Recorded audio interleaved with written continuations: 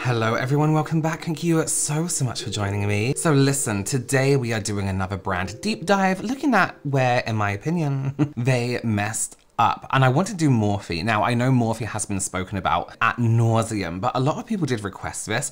So I do want to, talk about the downfall of a brand and where they went wrong. But I, of course, always want to add my opinion to it, which I will do later on in the video, and talk about something that kind of really kind of ruined their brand. And I want to pinpoint when they started going downhill as a brand, because I feel like there's one point where you can go here, right there, that everything started going wrong. Before we get into it, do consider subscribing, give this video a thumbs up, follow me over on TikTok if you're not already. I'm posting there 2 times a day. Crazy, right? Content you're not gonna see on YouTube, so yes. It's actually fun, I'm having a fun time with it. So Morphe is a brand where I feel like if they had just done like little bit of deeper research into some of the brand people they were representing, into like, influencer marketing, if they didn't rely so much forever on influencer marketing, they might be in a completely different place to where they are now. It was the reason they're so popular, but at the same time, it was such a big reason for me, in my opinion, for their downfall. And we'll touch on that later too. But they did some not so well thought out releases. They did something with the formula. I don't know what they did, but it changed. Trust me, it changed. And perhaps not working with, like, let's say, the cleanest names in the beauty industry, beauty influencer space.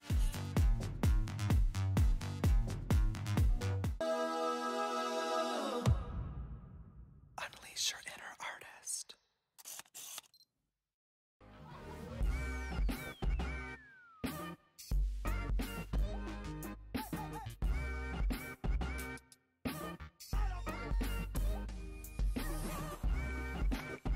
Morphe is at a place right now where I think unless they do something incredible, they're kind of done. I am surprised every time I receive PR from Morphe. Like, they sent me their lip glosses recently, and I got like that summer collection, which I never saw once online, by the way. I never saw anyone talk about it. It never came up in my algorithm on TikTok. It never came up here on YouTube. I never saw anyone speak about it. But they're sending out all this PR, and I'm like, shouldn't you be like saving money for something? I don't know, for a rainy day? Like, is this lip gloss launch that wasn't that great? Is it actually necessary? You know what I mean? So Morphe is actually a brand that I learned off from friends and people who loved watching beauty YouTube way back in the day before it was as huge as it was. And I remember looking at their website as a makeup artist and thinking, okay, these look kind of decent. The palettes look really well laid out. The color stories are really good. Perhaps a little bit too big for a makeup kit, but they look decent. I got a few Morphe palettes as my first ones, and I was actually really impressed. I really liked the formula. I really loved the texture. As someone who was like a makeup snob and only went from having MAC and NARS and Bobbi Brown, in my kit, I was thinking, you know what, I might depot these Morphe palettes and add some to my kit because they're really nice. And they were doing some colors that perhaps weren't so much available everywhere else, And all you had to do to depot them was get a knife and go around the plastic and pop them out and put a little magnet underneath. Usually you have to like burn things out. I think it's really easy. So Morphe actually started as a brush only brand. That's why they were like Morphe brushes, But they were purchased in 2009. I need to read the name, by Chris and Lisa. By Chris, I've written Tail, but I think autocorrect might have changed it. And Lisa, who was Chris's brother, she joined around this time also.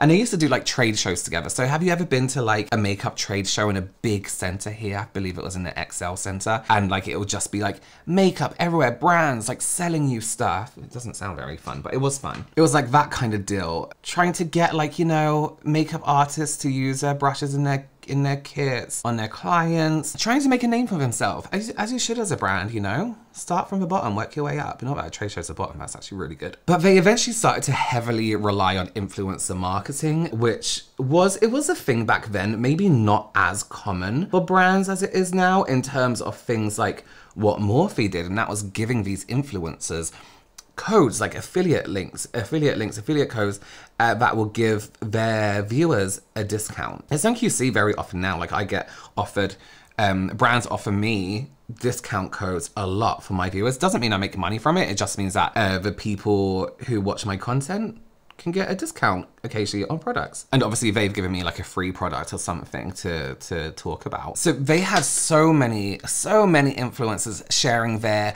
codes, like Robert 10 it would be. I don't have one, that's not a code, don't try it. Loads of them. I personally wasn't on YouTube at that time or watching YouTube, so I personally didn't feel like it was pushed on me, but a lot of people were saying, you know, people were pushing their codes on people, they were talking about it all the time, and just selling these products so people would use their code, etc, etc. And during like me researching this, right, a lot of people were saying that the Morphe products actually weren't that good. The influencers were like lying and just trying to sell the product to push their code. I actually kind of have to take the influencer side on this, because at that time when we didn't have like loads of indie brands, we didn't have loads of like different brands, it was kind of more of a mainstream brands we all had. The Morphe shadows were really nice, as I said earlier, powdery, creamy, beautiful, they blended really nicely. I really, really loved the formula. Yes, the packaging did give kind of wholesale, it wasn't the best, but the eyeshadows themselves worked, and that's all I cared about. And I actually think they did something really clever in terms of doing these palettes that encompass like one color. Clever in terms of sales, because it gave this like need to catch them all feeling to the brand. Like it's almost like you want to collect them. Brands do this, like Mitchell does it, where everything like looks like a kit together. It's all the same color, everything looks good together. You want to collect everything. And Morphe did this really well by blocking those colors together and being like, this is our purple palette, this is our autumn orange palette, you know? I think they did that beautifully. When it did come to releasing palettes with like more color to it, people got really excited because it was like something new from that brand anyway. They did also make really affordable brushes, and I did have some, and they were like spiky as fuck, but they were really good if you, for a budget, if you were on a budget and you wanted some nice brushes, they were good in that sense, you know? So Morphe did have a bit of a scandal. Surprise, surprise. So a video posted by a makeup artist and back in that day, a YouTuber, Stephanie Nicole, pointed out that Morphe was basically a private label, was private labeled basically. So from a brand called Crown. Crown? Yes, Crown brushes. Before I start this off, for any of you guys that are aware, I work in beauty product manufacturing on the professional side of this industry, so I have a pretty good knowledge of it. What private labeling is, and I will leave the definition below as well that you can reference if you'd like, is when larger companies that own their own factories produce small, we call them runs of products for a company with their name on it. It's a very, very common practice. It's not illegal. So I'm going to use the example of Crown Brush. I'm gonna link their information below, guys. I'm not sure if you guys are familiar with them. So right here, I just opened up a brand new brush roll from Crown, and I'm gonna show you just as an example. This is a Crown brush. Take a look at a Morphe brush. They have the same kind of ferrule on here.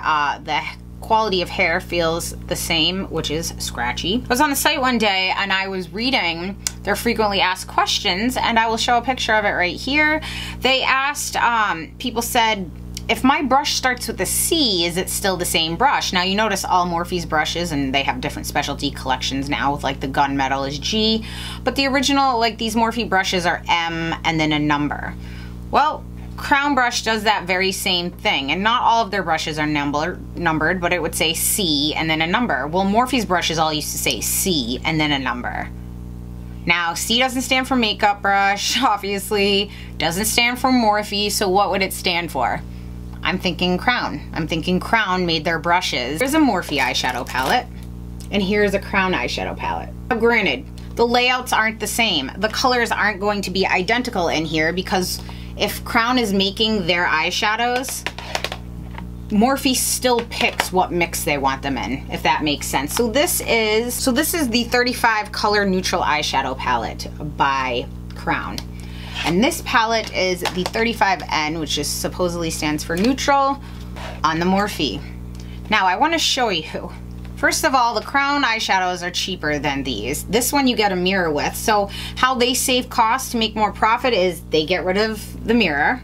You know, the packaging is a little more flimsy, and then they just mark it up slightly. So these palettes from Crown looked super similar to Morphe palettes, or flip that the other way around. So I don't really think this is controversial personally, because loads of brands do it anyway. A lot of products come from the same place, we just don't realize it. You'll be surprised, actually you probably won't be if you're watching this, but you'll be surprised how many brands are overcharging you for the same crap that maybe a brand is like charging you the correct price for. But this was kind of relatively new to a lot of people. A lot of people aren't very knowledgeable when it comes to things like private labeling, how makeup is made and distributed. Like, why should they be, you know? They are now, but back then, not so much. And this gave people a lot of distrust. They were like, so why are you charging us this much for a product that costs a lot less? The only difference is somebody's whacked your name on the packaging. I have to say, not very nice packaging either. The packaging was actually terrible.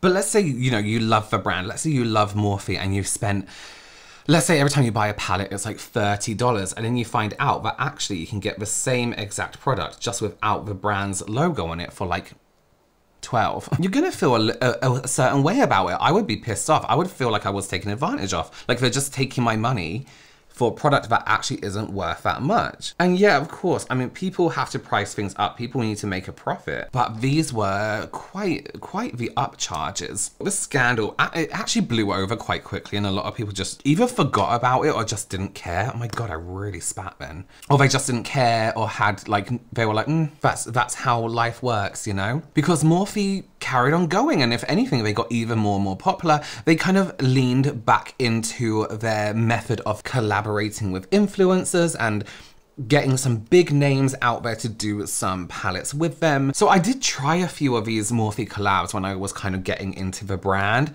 Some I purchased myself. Some people, clients, would want me to use their palette on them just to try it, because, you know, they maybe weren't the best at makeup but bought this new palette that they wanted to use. So they would hand me their palette, their Morphe palette. So I did try the Jeffree Star palette, which was one of the worst palettes I think I've ever used. It was so bad. It was so dry and dusty and awful, and it didn't get the best reviews in general. I did also try the Pony, the one they did with Pony, you know, Pony Effect. One of my favorite YouTubers, one of my favorite makeup artists. I think she was amazing. So when this, oh my God, sorry, I thought the sky was opening. So when this palette, this collection came out with her, I was like, oh my God, this is going to be incredible. Not good, not good. And this is when I started noticing like a change in the formula. There was a lot of pastels in there, to be fair, but there was some like regular, normal colors that just were crusty, dusty, dry, unblendable.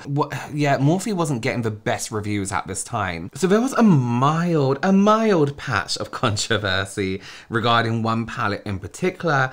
And here I have the Jawline Hill palette, which it means Jaclyn Hill palette. I hate autocorrect. So the original Jaclyn Hill palette was such a huge deal to Morphe when it came out. They described it as like the best-selling palette ever, which isn't true. I believe it Naked palettes were the best ever, but we'll let them think that. And it's actually, you know, it probably is the palette that Morphe is more well known for, and probably led to a lot of their success, because it probably made them millions. I never owned the first one. I did have the second Jaclyn Hill palette, and it was actually nice. It was good. But this first one, people were obsessed. Like, it sold out. People genuinely were like, oh my God, I need Feral. We need this palette, you know? You know, in my opinion, it's not the most exciting palette I've ever seen. Like, it's a load of nudes and blues and greens. But considering this whole thing about the crown brushes, right? And how they had previously been supplying Morphe with their product and putting Morphe's logo on it. When this palette appeared on Crown's website, yes, it looks very familiar. Of course, the initial reaction was, oh my God, Jaclyn Hill is just putting her name on a pre-made palette, because I mean, that's what Morphe did before. And you know what? Guess what? The Crown palette is a lot cheaper. So for today's video, I'm going to be doing a little first impressions on the OMG Eyeshadow Collection palette from Crown, which you might notice looks very similar to the Jaclyn Hill palette with Morphe, which I have right here. So I will be doing a comparison of the two. I used them both on my eyes today and I did comparison swatches. They're not all dead on in terms of formula, and they're not all dead on in terms of color, but the majority of them are pretty similar. And as I was just saying, you can get a very, very similar look with both palettes. And there are definitely a few that didn't have great pigmentation and weren't the best quality, but none of them were absolutely horrible either. So it's not the kind of dupe that I could say, you know, don't spend your money on the Jaclyn Hill palette. The Crown one is the exact same thing. It's not the exact same thing, but it's pretty similar. For the most part, they do look the same, so it's just personal preference. Gosh, I think that is beautiful. And then with a teeny tiny little baby blending brush, I'm gonna soften these deep green edges up a tiny bit. Super pretty, very easy to work with. Let's color switch these and do the other side. Here we go with the Crown brush side. I'm gonna place that right in the exact same spot. Yeah, see, this one is pretty, but it doesn't seem quite as deep as the Jaclyn one. We might be able to get it there though, so let me keep trying. The Jaclyn one almost turns a little bit darker once it hits my eye, whereas this one, it's staying the same-ish. Green does look the same for the most part, but I'm liking this side so much more for some reason. I don't know why. It's almost like Jaclyn's palette was more like a pressed pigment palette, where they're not the easiest to blend out, but they really, really pack a punch. You just have a little bit of a learning curve with them, versus the Crown brush palette, which did feel like eyeshadow. So I don't know if the Jaclyn palette is pressed pigments, but you really can pack pressed pigments on so beautifully. And so if you're familiar with working with pressed pigments, then you have no problem. But it's like, this is a pressed pigment and this is actual eyeshadow. So in response to this, Jaclyn Hill tweeted out, and I can't for the life of me find the tweet, saying, actually, Crown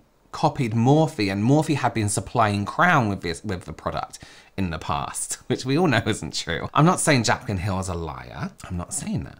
But, you know, I don't trust people I don't know anyway, so what's the difference? However, this gained Morphe more distrust. Let's add that to the distrust counter. And Jaclyn Hill too. But again, Morphe kind of like won this one over and was like, you know, the overall outcome was this was Jaclyn Hill's own palette that she came up with herself. That was the overall conclusion. No one really said any more about it. All fine, all good. But to add to that, right?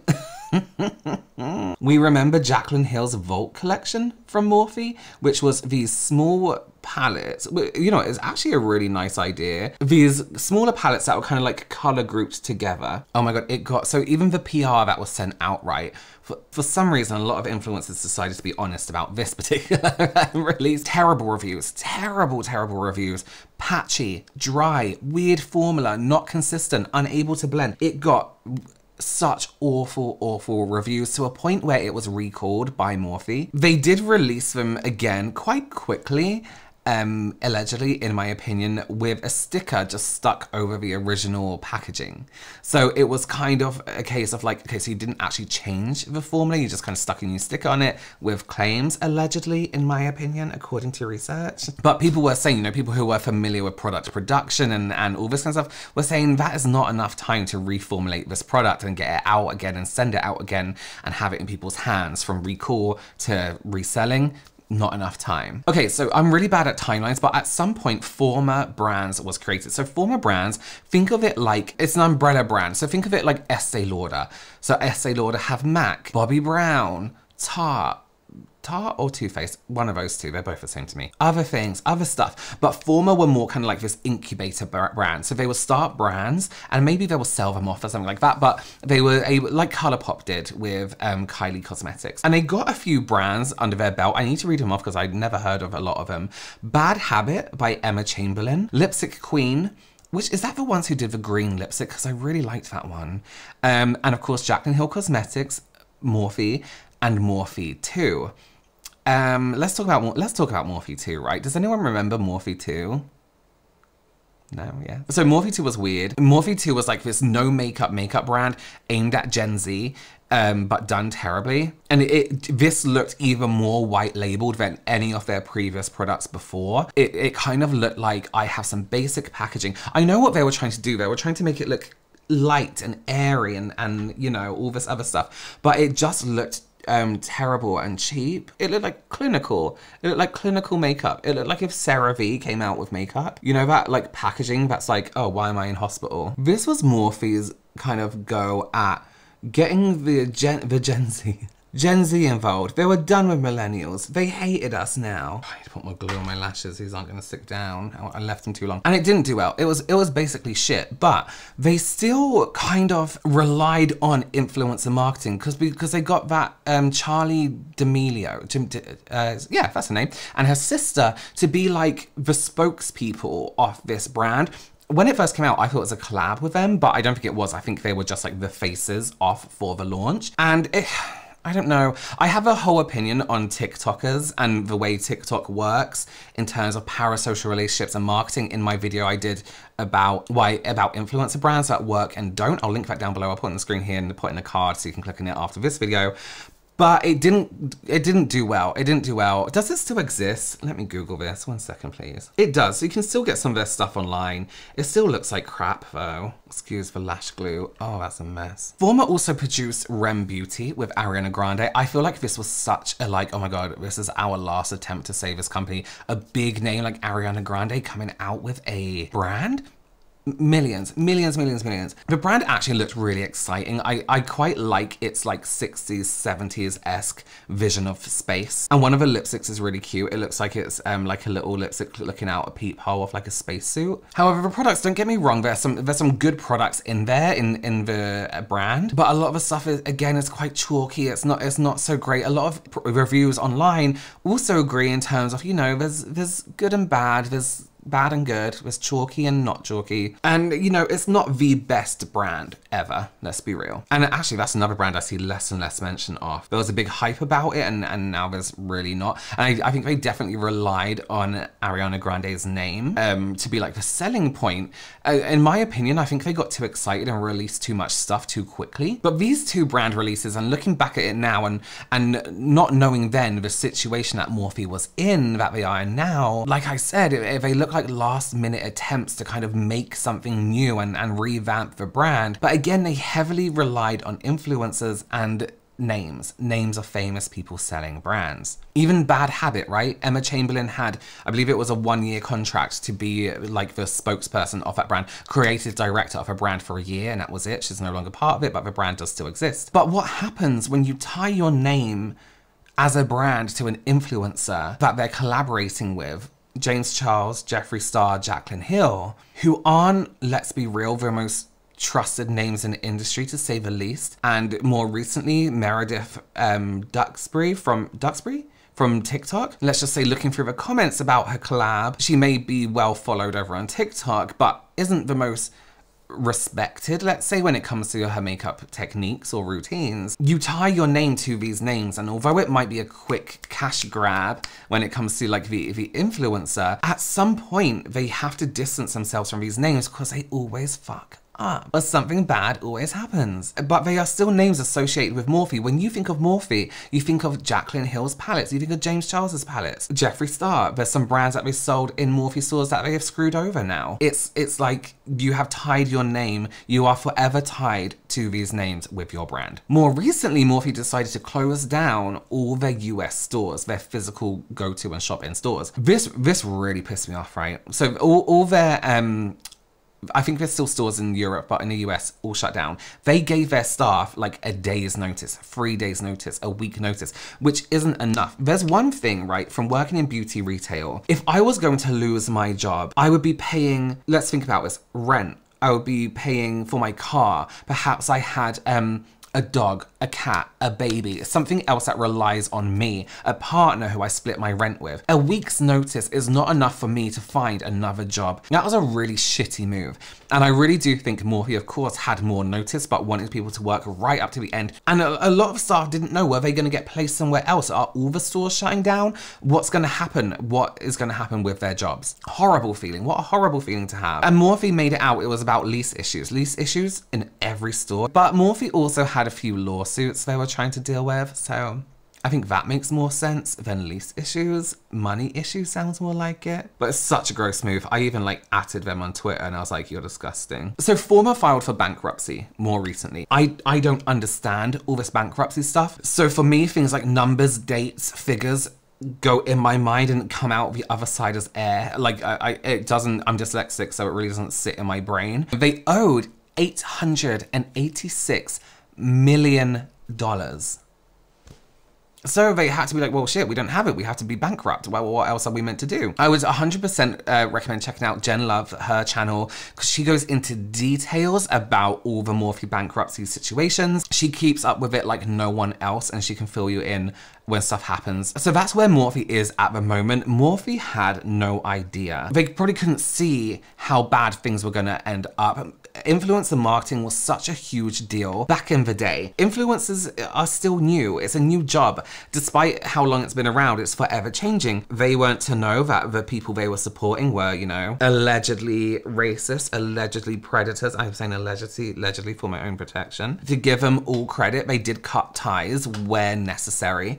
Could have done it quicker, but they did cut ties. They didn't know that influencer marketing and relying on these influencers to sell their product could lead to such a bad thing. They had no idea that people would start being a little bit more thoughtful in their process of who they follow, what brands they buy. We were blindly buying any makeup back then. Whatever influencers would tell us, whatever brands would tell us, we'll be like, yeah, need it. We got into this hoarding kind of situation. People would hold them responsible for their actions. People would hold them responsible for their past and things that they do, and therefore punish is kind of a wrong word, but hold accountable the influencer and any brand that they work with or have worked with in the past. But as a brand, when you kind of start piling up on the influencers with terrible histories and personalities and influencers can't stop lying about stuff, you definitely gain a reputation. As it they say, your vibe is your tribe. No, your vibe attracts a tribe. That kind of thing. These lashes look terrible. I look at this one pointing down, it's pointing up.